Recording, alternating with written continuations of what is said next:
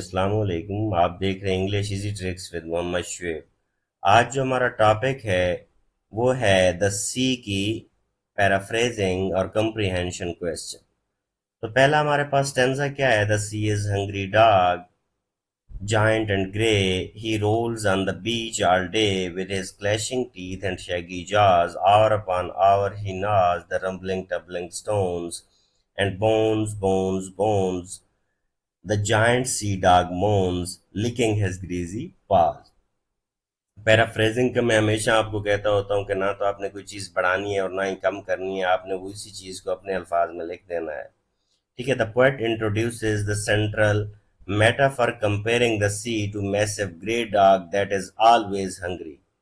ठीक है, कि कुत्ते के साथ उसको कंपेयर किया गया है समंदर को कि जो हमेशा भूखा होता है। This creature spends it's entire day on the beach, कि किस तरह से ये मखलूक, मतलब जिस तरह कुत्ता एक ही जगह पे अपना वक्त गुजार देता है तो समंदर भी उसी तरह किनारे पे आता रहता है। The action of the waves crashing against the shore is portrayed as the dog gnawing relentlessly on the stones with its fangs, teeth and jaws। और जिस तरह से भूखा कुत्ता एक अपने डरावने दांत दिखाता है उसी तरह समंदर भी एक्ट कर रहा है। The sound of the waves dragging the pebbles back and forth is interpreted as dog mourning for the bones। ठीक है। और समंदर जिस तरह से पत्थरों को आगे पीछे लहरों से आवाज करवाता है उस तरह से कुत्ता भी क्या करता है, मौन करता है जब वो हड्डी खा रहा होता है। The poem ends with an image of the dog licking its paws clean, suggesting a temporary pause in its frantic chewing। ठीक है। तो उसके बाद अगर देखा जाए तो लिकिंग इज ग्रीजी पास, जिस तरह से कुत्ता अपने पाँव चाटता है इसी तरह शाम को भी क्या होता है, समंदर भी अपने किनारों पे आता है और चला जाता है। अगर देखें, what is the central metaphor establish in the opening stanza and what two key qualities are used to describe it. The central metaphor is that C is hungry dog. The two qualities immediately used to describe this dog are its size and its color, ठीक है, giant or grey, which effectively conveys the vastness and the typical hue of the ocean. How does the poet use sound to bring the description of the sea dog to life? The poet uses powerful sound imagery, the words clashing teeth and rumbling tumbling stones creating a loud grinding noise, कि किस तरह से जिस तरह एक कुत्ता आवाज करता है उसी तरह समंदर की आवाज का भी उसने बताया है। The repetition of the bones bones bones mimics the constant rhyming sound of the waves turning it into the dog's mournful cry। ठीक है, कि बार बार उसकी लहरों की आवाज क्या करती है, जिस तरह से कुत्ता आवाज निकालता है। What specific action of the sea is represented by the dog's gnawing? The dog gnawing on the stones represents the relentless action of the waves constantly crashing onto the beach, wearing down the stones and the pebbles over the time। कि किस तरह से वो pebbles, मतलब पत्थरों के साथ किस तरह से वो आवाजें पैदा करता है। What does the personification of the sea as dog that moans for bones suggest about the poet views the sea?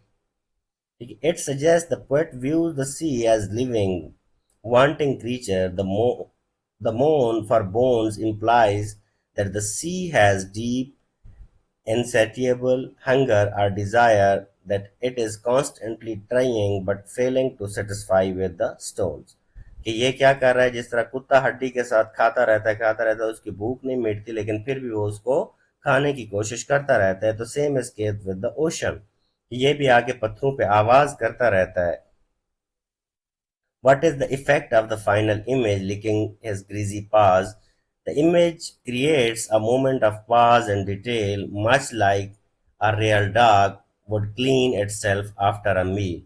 ठीक है, जब कुत्ता क्या कोई खाना वगैरह खा लेता है तो वो क्या करता है, अपने पाँव को चाटता है। It adds a touch of the realism to the metaphor and implies a temporary lull or change in the wave action before it begins again, कि इसी तरह से जब वेव भी दोबारा शुरू होती है तो सेम केस होता है। स्टेंजा 2 को देखें। And when the night wind rose and the moon rocks in the storming cloud, He bounds to his feet and snuffs and sniffs, shaking his wet sides over the cliffs, and howls and hollows long and loud. अब देखें, the stanza describes a dramatic change in the sea's behavior during the stormy night. When the wind is powerful, when the wind is powerful, एक second. When the wind is powerful, sorry for the interruption. When the wind is powerful and the moon is obscured by fast moving clouds, the sea dog becomes wildly energetic. और जैसे ही समंदर को देखें, थोड़ी बहुत जब हवा चलती है तो किस तरह से इसकी वेव्स जो होती है वो बड़ी गुस्से से आती हैं और आवाजें करती हैं. It leaps up, sniffs and air excitedly and shakes its entire body, sending huge sprays of the water flying over the tops of the cliffs. It then unleashes loud, prolonged howls representing the ferocious sound of the stormy sea. और उसके बाद फिर इसकी depiction भी इसी तरह हो जाती है कि ये बहुत ज्यादा आवाज करता है समंदर किनारे पे. क्वेश्चन अगर देखें, what change in the weather triggers the sea dog's wild behaviour. The wild behaviour is triggered by a storm. The specific cues are the night wind roaring and the moon being tossed about the stormy cloud, indicating a turbulent and frightening night. ठीक है कि किस तरह से, जब जाहिर सी बात है जिस तरह इंसान का मिजाज नहीं होता ये 24 घंटे एक जैसा, उसी तरह समंदर का मिजाज भी तूफान में एक जैसा नहीं होता. Identify three action verbs that describe the sea dog's movement in the storm and explain what aspect of the sea each represents. Bounce represents the sea suddenly becoming turbulent and rising up with the powerful energetic waves. कि किस तरह से समंदर एक ना control होने वाली उसमें चला जाता है सिचुएशन में. Snuffs and sniffs personifies the sea as an animal sensing the storm in the air. ठीक है, रिफ्लेक्टिंग द चेंजिंग एटमॉस्फेयर. ठीक है कि किस तरह से एटमॉस्फेयर चेंज होता है. Shaking represents the massive waves crashing against the cliffs and creating huge Bloom of the spray that fly over the top. कि किस तरह से क्रैशिंग अगेंस्ट द क्लिफ के चट्टानों के साथ आके समंदर टकराता है. उसके बाद देखें, the phrase shaking his weight sides over the cliffs is a powerful image. What literal part of a stormy sea is being described here? This describes the action of the storm waves hitting the cliffs with such a force that ocean spray and water are thrown high into the air, landing on or over the cliff top. कि किस तरह से पत्थर उसके साथ फेंके जाते हैं वेव्स के साथ. ठीक है, आप लोगों का एक्सपोजर है या नहीं, ये मेरे साथ हुआ है एक्सपोजर. इवन मैं समंदर में घुटने जितने पानी में चल रहा था, वेव आई तो पत्थर उसके साथ आया और वो मुझे लगा. How does the poet emphasize the sound of the stormy sea? The poet uses the words howls and hollows, long and loud. These words are the onomatopoeic, meaning they sound like the noise they describe, effectively conveying the loud, mournful, and violent roaring of the wind and waves during a storm. कि तूफान में वो कैसे react करता है. Contrast the mood of the stanza with the mood of the first stanza. Contrast the mood of this stanza with the mood of first stanza. The first stanza has mood of constant restless hunger. This stanza mood is far more intense, shifting to one of the unleashed fury, wild energy, and violent noise. The sea is no longer just gnawing; it is raging. कि अब ये गुस्सा कर रहा है. उसके बाद last stanza है, but on the quite days in the may or June when even the grasses on the dunes play no more their reedy tunes, with his head between his paws he lies on the sandy shores, so quiet he scarcely snores. The final stanza presents a third, completely different mood on calm, peaceful day in late spring or early summer, when the environment is so still that the dunes grasses are not even rustling in the wind, the sea dog is utterly tranquil. तो इसी तरह समंदर भी क्या होता है, पुरसकून होता है. वहां पे जरा सी भी हवा नहीं चल रही होती, इवन घास भी नहीं हिल रही होती.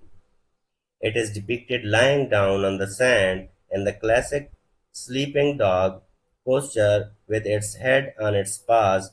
The repetition of so quiet emphasizes the profound stillness, suggesting the sea is so calm that its movement is barely perceptible. कि इसकी मूवमेंट बिल्कुल पुरसकून होती है. When does the sea become calm and quiet? According to the poet, the sea becomes calm